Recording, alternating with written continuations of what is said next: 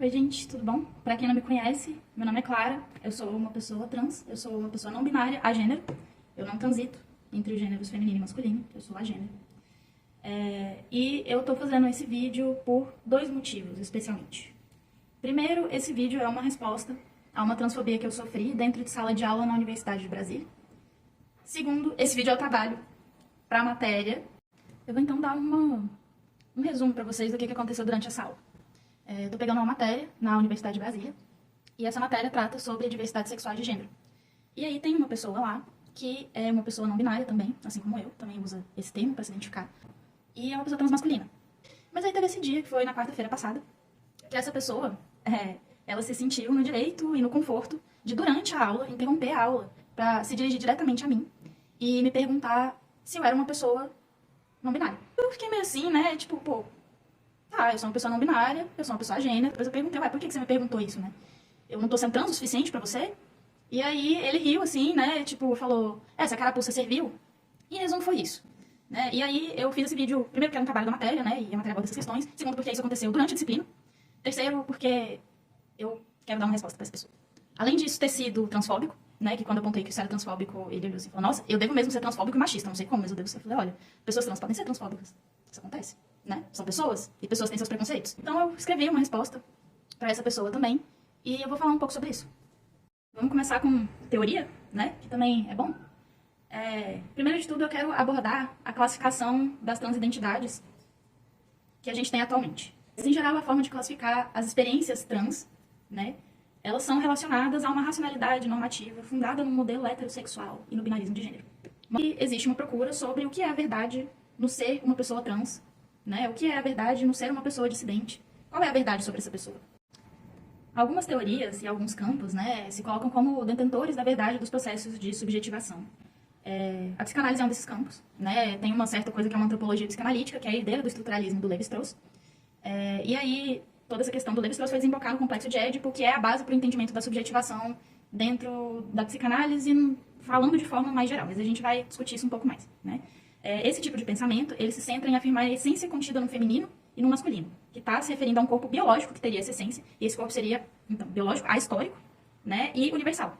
O direito que é pensado é um sujeito que é o sujeito médio, que existe em todos os lugares, em teoria, né? Não é um sujeito real, não é aquele da clínica, honestamente. Então, a gente pode fazer um intercâmbio da palavra essência pela palavra verdade. Então, a essência feminina, ou a verdade sobre ser mulher, está contida na mulher desde a sua gênese, né, desde a sua infância. Assim como a essência masculina, né, o ser homem, né, tá nos corpos com pênis desde sempre, né, como se existissem só essas duas formas, né, de ter um corpo. Esses discursos que se dizem científicos, históricos e universais, né, eles estão aí para tentar legitimar a padronização das experiências de gênero, retirando do jogo a hipersingularidade e instaurando uma suposta universalidade das experiências. O que significa dizer, tem um tipo de experiência que todo mundo precisa passar para alcançar uma determinada normalidade. E essa normalidade é uma normalidade de gênero, é uma normalidade de orientação sexual, é uma normalidade de performance, você é classificado de acordo com quanto você consegue alcançar essa norma. Então, atualmente, né, esses discursos herdeiros do estruturalismo, do Levi-Strauss, desembocam no questionamento sobre onde é que está a verdade ou a essência de uma pessoa trans, já que a das pessoas cis está no corpo biológico delas. Então, por que existem pessoas trans? Né? O que faz uma pessoa trans ser válida? Quais são as experiências que toda pessoa trans tem que passar para se dizer trans? Qual performance uma pessoa trans deve ter para poder se dizer trans? E em busca de uma experiência universal que possa testar a veracidade, né, da identidade trans, aparece então, tanto entre as pessoas cis hétero quanto dentro da comunidade LGBTQIAPN+, os herdeiros do pensamento do Stoller. E aí ele vem dessa tradição biomédica, fazendo uma distinção entre quem é a pessoa trans verdadeira, né, que seria ligada à psicose, né, e que a única forma de existir nesse mundo para ela seria passar por algum tipo de cirurgia, e a outra pessoa seria o transexual ligado à perversão. Ela não é a pessoa trans verdadeira, né, ela é uma pessoa que ela é tão objeta e nociva para a noção de normalidade que ela sofre repressão e violência de todos os lados, seja no discurso biomédico, seja dentro das expectativas da norma, seja dentro das expectativas da norma da comunidade LGBTQIAPN+. Vou explicar um pouquinho do que é essa questão do transexual verdadeiro, né? Então, nos saberes psis, e aí é a psiquiatria, a psicologia e a psicanálise, historicamente o transexual verdadeiro seria aquele que busca pela cirurgia de transgenitalização para evitar o sofrimento associado à psicose. E o outro transexual, a figura mais abjeta e ininteligível, que é aquela que não necessariamente quer passar por uma cirurgia de transgenitalização, né? Ela é perigosa e ameaçadora para a epistemologia da diferença sexual, Então, seria um transexual situado no campo da perversão. Eles são, abre aspas, engajados em performances trans ou pura e simplesmente na demanda de reconhecimento como titular de uma identidade de gênero que não lhe foi originalmente atribuída e não encontra apoio na anatomia e no discurso da biologia. Em qualquer uma das duas vertentes, né, o transexual verdadeiro e o transexual mais abjeto perverso, né, não existe liberdade, criatividade e inventividade nas experiências de gênero. Todo gênero deve estar referido e submetido à inteligibilidade, segundo esses discursos, né? Então, isso faz com que se apague a hipersingularidade, que é a capacidade do sujeito de se dizer e redesenhar suas formas de existência ao longo da vida. Tem um corpo lido como um corpo de mulher, né? E em 2020, quando eu comecei a me pensar como uma pessoa gênero, eu pensei primeiro em expressar essa identidade, né? Eu falei, ok, eu quero me apresentar de outra forma. Eu não sinto que a minha experiência de gênero cabe na norma e eu não quero mais me dizer algo que eu não sou. Eu sou dissidente. Então eu quero me dizer dissidente para as pessoas. E uma das minhas primeiras preocupações foi com como eu ia transparecer que eu sou uma pessoa dissidente para as outras pessoas. Para elas entenderem que eu sou uma pessoa gênero, né, pela minha performance. Alterou o meu padrão de consumo. Há alguns anos eu já comprava em qualquer sessão que eu quisesse, mas isso me fez buscar roupas que fossem menos ligadas a algumas coisas que eu, naquela época, estava considerando como femininas, né? E aí eu estava buscando parecer o mais andrógeno possível para ser reconhecida como verdadeiramente a gênero. Te lembra alguma coisa? Sexual verdadeiro, né? Sim. E aí, beleza, eu cortei meu cabelo curto, né? Comecei a usar um óculos de armação grossa, preta, que era um óculos que eu já tinha guardado, mas eu voltei a usar ele. E fui tentando ficar mais próximo do ideal de ser uma pessoa vista como a gênero. E quando eu me entendi bissexual, né, eu passei por essa mesma crise, né? Foi muito similar, assim. Isso tinha muito a ver com a forma como eu queria ser entendido como um verdadeiro bissexual para as pessoas, né? Eu já sabia do meu desejo, mas eu queria performar algo que fizesse com que as pessoas reconhecessem isso e atestassem que isso era verdade, né? E aí a gente tenta se apegar a roupas, a cabelos, a jeitos, a utensílios, a materiais de consumo que façam minimamente com que a gente sinta que alguém vai poder validar a nossa bissexualidade em algum momento, né? E assim, tudo isso, o que eu senti, essas crises que eu passei, são frutos dos contatos que eu tive durante a vida com o que o Foucault chamou de biopolítica, né? E como isso foi capaz de moldar o meu entendimento de mim e do mundo que me cerca. Conforme o Foucault, a biopolítica são os dispositivos disciplinadores e normatizadores de poder e domínio sobre a vida e morte das pessoas, que têm como consequência o controle sobre os modos de como o tecido social e as relações serão estabelecidas, por meio da administração do corpo, da sexualidade e de quem pode morrer e quem deve viver. Uma gestão calculada da vida e do campo social. Se, por um lado, a forma como a gente é entendido socialmente funciona como uma validação da nossa identidade, né, ela tem o poder de moldar como eu lido comigo mesma e como eu lido com as outras pessoas e como as outras pessoas lidam comigo, também ao me submeter ao que a norma considera masculino, feminino ou andrógeno, né, eu reforço a ideia de que a reprodução dessas ideias é natural e está ligada a uma essência biológica, né, que ela faz parte de algum tipo de verdade. Então, estudando a interface entre a teoria queer e a psicanálise, eu achei uma possível saída pensando em como todas as experiências de gênero são singulares. Mesmo pessoas cisgênero têm experiências singulares com gênero, né? A experiência que é ser homem ou mulher é dada num a um. Ainda que exista a biopolítica e a epistemologia da diferença sexual, forçando a crença na existência de uma verdade natural e biológica, a forma como cada subjetividade aprende e reproduz o que é gênero, o que é performar um gênero, se opõe a esse discurso de que existe uma verdade única. Na verdade, a única coisa que não tem é uma verdade única. Para encerrar essa parte do vídeo, eu vou citar o filósofo Paul Depreciado, né? Por todas as partes se ouve o rumor da batalha entre a permanência e a mudança, entre a identidade e a diferença, entre a fronteira e a ressaca, entre os que ficam e os que estão obrigados a partir, entre a morte e o desejo. Isso ele escreveu num texto que se chama Aprendendo do Vírus. Vamos então para a segunda parte do vídeo, né? Que aí eu vou trazer algumas outras discussões que falam sobre limites e possibilidades nas configurações de gênero, nos processos de subjetivação. Então, a gente vai falar um pouquinho sobre a hipersingularidade na psicanálise e sobre identidade. A que serve ter uma identidade, né?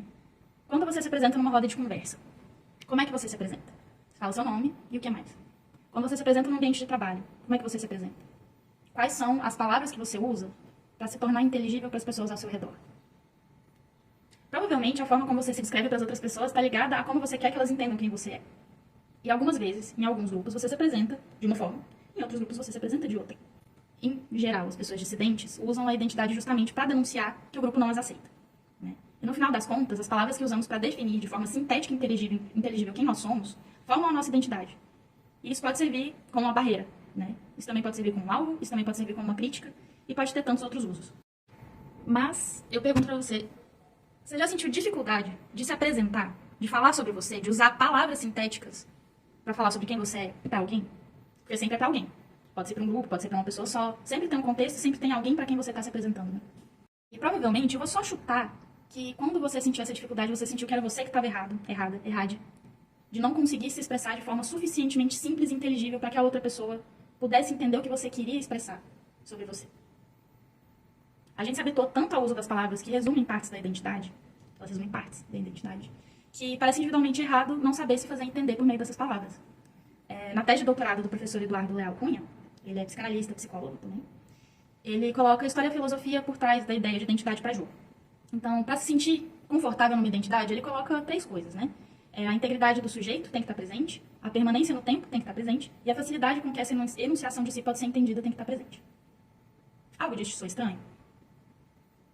Não te parece que alguém que cumpra todos esses quesitos seja alguém fácil para ser controlado pelo Estado ou por algum tipo de normatividade? Na tese dele, ele fala assim: em um mundo tomado pela velocidade, em que, para muitos, o projeto moderno de domínio da natureza começa a revelar seus pontos de ruptura e esgotamento, e no qual os indivíduos, e isso se refere a cada um de nós, sentem o peso esmagador de estarem sozinhos em meio a uma modernidade líquida, e também diante de um outro cada vez mais ameaçador, cabe nos perguntar em que medida a resposta identitária não se traduz mais em uma nostalgia da ilusão moderna de controle do que em um modo efetivo de abertura para o futuro. Fecha aspas. Mesmo o descumprimento parcial de alguma dessas 3 coisas faz com que o sujeito se coloque em dúvida. Né? O sujeito se pergunta se deveria usar ou não aquela palavra para se referir a si perante ao grupo, ou se deveria usar essa palavra para se representar para si mesmo. No meio acadêmico, eu sou, além do meu nome próprio, que é Clara, e que é entendido como um nome feminino, eu sou formada em psicologia, pós-graduando em teorias psicanalíticas, trabalho como psicólogo clínico. Isso deveria bastar, porque isso me incomoda muitas pessoas. Mas quando eu coloco a minha identidade acadêmica, né, e eu coloco, quando eu vou me apresentar num círculo acadêmico, que eu sou uma pessoa trans, que eu vivo uma transidentidade, né, alguns grupos consideram que essas últimas palavras, né, essas palavras simples da minha identidade, como ser uma pessoa trans, viver uma transidentidade, ser bissexual, são algo do espaço privado, né, e que não deveria estar sendo dito no espaço acadêmico ou no espaço de trabalho. Outros grupos avaliam se a minha performance está de acordo com o que eu estou dizendo ser, e se eu mereço ser tratada a partir do lugar que eu me dou. Já outros grupos acham que é uma moda ou ignoram e reviram os olhos. Um outro grupo acha que é doença, e um outro grupo acha que é revolução. É fato que a identidade, ainda que minoritária, dá algum nível de conforto subjetivo e permite que se formem alianças que talvez garantam um mínimo para existir e agir nesse mundo. A enunciação de si tem efeitos políticos, bem como é um efeito político, ou no mínimo relacionado ao social e à compreensão de que a pessoa é capaz de ter de si e da sociedade que a cerca. E aí eu vou trazer aqui de mais um outro texto do Eduardo Leal Cunha, né, ele colocando a psicanálise para se questionar em relação a essa antropologia psicanalítica. Ele escreve: construir uma antropologia psicanalítica e, portanto, um ideal de humano fundado em uma antropogênese na qual o reconhecimento pelo sujeito da divisão binária de gênero ocupa o lugar de invariante antropológico e se constitui em etapa fundamental da antropogênese, traz consigo o risco epistemológico de converter a teoria psicanalítica em humanismo, ou seja, de fazê-la sentar-se na promoção de uma humanidade universal, um ideal genérico de homem, desconsiderando a potência dos processos singulares de subjetivação, articulados necessariamente à potência do indeterminado que habita a pulsão. É fato que a psicanálise assumiu um papel de ditar os limites e como e até onde vai a inteligibilidade desse sistema. Isso dá, por exemplo, por meio da definição de estruturas e seus conflitos que vão direcionar o tratamento psicanalítico. As 3 estruturas principais que a psicanálise trabalha são a psicose, a neurose e a perversão. E cada vez mais, me parece que elas se tornaram uma crença.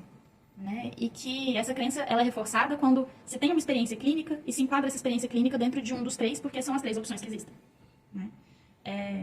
Ao invés dos psicanalistas, de nós psicanalistas, nos referirmos a essas estruturas como uma construção histórica, a gente olha para isso como se fosse uma construção ahistórica, fora das experiências clínicas, universal, e que as pessoas, hoje em dia, e as nossas experiências clínicas contemporâneas, estivessem, e fosse possível, colocar elas para serem entendidas dentro dessas 3 estruturas. Essa é só uma das formas em que isso acontece. É como se as estruturas, ao invés de terem sido criadas historicamente, elas não pudessem mudar. Quando a gente olha para essas estruturas como criadas a partir de uma história, de um contexto social, a gente entende que elas podem ser modificadas a partir das mudanças culturais e sociais, e mais importante, elas não limitam a inteligibilidade, mas elas ampliam os horizontes com que a clínica pode funcionar para cada subjetividade que ele se expressa. Uma das críticas de como as estruturas são usadas na clínica é a mesma crítica direcionada a como a psicanálise trata de dissidências de gênero e orientação sexual. Existe uma busca pela etiologia, ou seja, a busca pela origem universal para aquele comportamento, ou forma de se relacionar consigo e com os outros, e que tem por referência uma norma, como é o complexo de Édipo. que seria como o complexo de Édipo deve se dar de forma homogênea para atingir um certo estado de saúde e normalidade.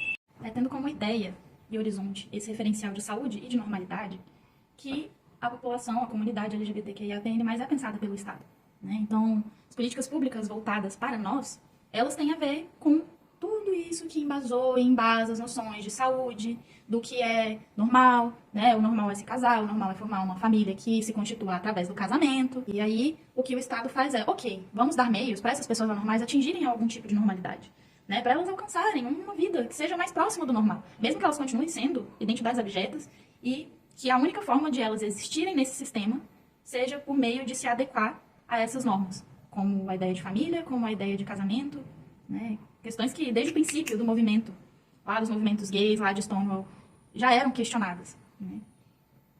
Quando a gente pega a Política Nacional de Saúde Integral da População LGBT, que é de 2011, e eu fiz alguns posts no meu Instagram profissional sobre isso, a gente vê o quanto essas políticas de saúde estão voltadas para prevenção de doença, para como tratar a doença e para cirurgia de transgenitalização, né? E muito pouco para o que de fato promove a saúde como um bem-estar, né? Como algo integral, né? E isso vem da história que a população LGBT tem, que a nossa comunidade tem, com, por exemplo, a AIDS. Porque foi na época da epidemia de AIDS e do HIV que começaram a pensar que seria importante ter algum tipo de política específica para os homens gays. Então, até hoje, ainda se vê muito disso, né? Essa referência à saúde e à normalidade, né? Ter como referencial atingir a norma, atingir alguma coisa que seja inteligível, que seja controlável. O Estado e esse sistema sempre vai entender a identidade a partir da identidade universal, que seria a norma. O quanto você está próximo a ela, e isso te assegura características como saúde, e o quanto você está distante dela. E isso vai te deixar mais próximo de categorias como doença. Então, para resumir tudo que eu estou dizendo, a ilusão da autonomia e da integridade precisa ser comprada por todas as pessoas, para que as limitações do sistema de inteligibilidade atual não sejam percebidas pelas pessoas. Então, se dizer, né, se reconhecer e se dizer para as outras pessoas como dissidente das normas binárias de gênero e dissidente da orientação sexual heteronormativa é uma forma de apontar para o sistema, mostrando que essa inteligibilidade tem um limite, que a epistemologia da diferença sexual tem um limite. E que esse limite não é natural. Esse limite não é biológico. Esse limite serve a alguma coisa e exclui algumas pessoas. Quando a gente joga com a identidade, é um jogo muito perigoso, porque a gente pode cair na ilusão de que essa palavrinha, ou algumas das palavrinhas que a gente usa para dizer sobre a gente, realmente, de fato, resumem quem nós somos, né? E que, além delas nos resumirem, elas também resumem outras pessoas que usam essas mesmas palavras. Ou seja, tanto você quanto as outras pessoas que usam essa mesma palavra tem que ter o mesmo referencial, uma norma, para se dizer essa palavra, certo? Essa parte do vídeo eu vou chamar de gatekeeping, o guardião dos portões, em homenagem a esse colega. Gatekeeping é um termo que eu vou usar para falar sobre impedir o acesso de outras pessoas a desfrutar de uma certa identidade. O que é também tentar impedir que essa pessoa desfrute dos benefícios de ter alguma identidade e se tornar um pouco mais inteligível para algum grupo e participar de um grupo. Então, te respondendo, colega, eu não transito mais pelo feminino, nem pelo masculino, né? As pessoas transitam meu corpo, a minha voz, a minha expressão, por esses gêneros. Mas não sou eu que faço isso, né? E a partir da sua visão, você me diagnosticou como mulher, né? Você olhou pro meu corpo e falou, isso é um corpo de mulher. Você tá usando maquiagem, você tem cabelo comprido. E você identificou essas coisas como coisas de mulher. E estando no meu corpo, então eu tô seguindo um padrão de gênero, né? Por mais que eu me diga uma pessoa não binária, por mais que eu fale que eu sou uma pessoa a gênero, você se utilizou de um discurso que é herdeiro de algumas coisas que você não gosta muito. Por exemplo, a ideia do transexual verdadeiro, que embasou o diagnóstico sobre a transexualidade, né? Durante uma grande parte da história das ciências psis. E aí isso quer dizer a psiquiatria, a psicologia e também a psicanálise. Então a gente começa por aí. Você criticou a medicina, criticou a questão dos diagnósticos, criticou a utilidade dos diagnósticos e você mesmo me deu um diagnóstico de mulher. Você olhou pra mim e falou, você está usando coisas de mulher, seu corpo é de mulher. Foi isso o que eu escutei por trás da sua fala. E eu acho que isso fica bem claro, né? Eu acho que não precisa escutar muito do que você diz para entender que o seu raciocínio é pautado no binarismo, que o seu raciocínio é pautado numa normatividade, né? Por mais que você viva e performe coisas dissidentes, o seu discurso se aliou a discursos médicos, se aliou a discursos que dão diagnóstico sobre as coisas, né? Eu sei que quando eu falo sobre eu ser uma pessoa não binária, Isso causa incômodo em todos os espaços. Isso causa incômodo nas pessoas que estão claramente dentro de uma norma cis heterocentrada, porque elas não gostam desse jogo com a identidade, elas não querem compreender essa identidade não entra na inteligibilidade delas, mas também incomoda quando eu tô dentro da comunidade LGBTQIAPN+, né? Porque o meu corpo não tem cirurgia. Eu até tenho um binder, mas ele me incomoda, assim como usar sutiã me incomoda. Eu uso a identidade de forma política, justamente para incomodar e para mostrar que o discurso sobre a identidade está muito fechado. É para incomodar mesmo. É para incomodar quem está acomodado como você dentro de uma identidade que ela te aprisiona e ela faz a sua visão de mundo ficar estreita. Né? Ao invés de essa identidade ser algo revolucionário, que faz com que você possa experimentar outras formas de existência e validar outras formas de existência, você usa essa identidade como algo que diminui o que pode se encaixar nela. Né? Isso é anti-revolucionário. É esse tipo de coisa, né? Esse tipo de discurso como o seu, que em geral é mais aceito pelo Estado, né? Que as pessoas mais normativas ainda conseguem entender. Mas a proposta é essa? Porque as discussões de gênero, teoria queer já avançou nisso, né? Acho que a gente já viu um pouco disso aqui. E não me parece que no início a proposta era essa também. O uso que eu faço da identidade é para que a minha identidade seja uma pedra no sapato dos outros, não no meu. Por mais que ela possa ser uma pedra no meu caminho, né? Porque esse tipo de coisa que você fez, bullying, transfobia, né? Isso vai acontecer na minha vida. Eu sei que você não é a última pessoa que vai fazer isso, e você não foi a primeira, né? Mas você me questionar mostra muito mais sobre você. E aí eu quero trazer para o jogo uma discussão sobre como a identidade ela pode se tornar algo que te faz um prisioneiro dela, ao invés de ser algo que você usa politicamente e criticamente, né? Então, se a sua identidade ela se pauta por um corte de cabelo, pelo uso de um binder, talvez isso seja um sinal sobre o quanto essa identidade para você devido à sua capacidade de perceber e ver as outras experiências dissidentes no mundo e de experienciar você mesmo as suas próprias dissidências, né? De experienciar outras potencialidades de existência, né? Então, quando você me critica e quando você me questiona, eu entendo que você quer que eu fique com medo. Mas eu não sinto medo de bullying, eu não sinto medo de você, eu não sinto medo do seu bullying. Eu acho, na verdade, que quem tem medo, se tem alguém com medo, é você. De que eu, ao assumir essa identidade, de alguma forma você perca espaço nela também. De alguma forma, a sua identidade fica balançada se eu uso essa mesma palavra pra mim, né? Ela não é a única palavra que define, mas ela é uma das que eu uso pra me apresentar. Que eu faço uso político dela. E me parece que você tem medo disso. E fica o recado. Eu não vou deixar de me apresentar como uma pessoa não binária, que é a gênero. Então, esse medo em relação às identidades, ele não tá em mim, ele tá em você. E eu não vou deixar de usar a identidade da forma como eu uso, com o meu corpo, com a minha voz, com os meus questionamentos, porque você tá com medo de questionar e ir um pouquinho além da segurança da sua própria identidade. Segurança é essa que te aprisiona, tá?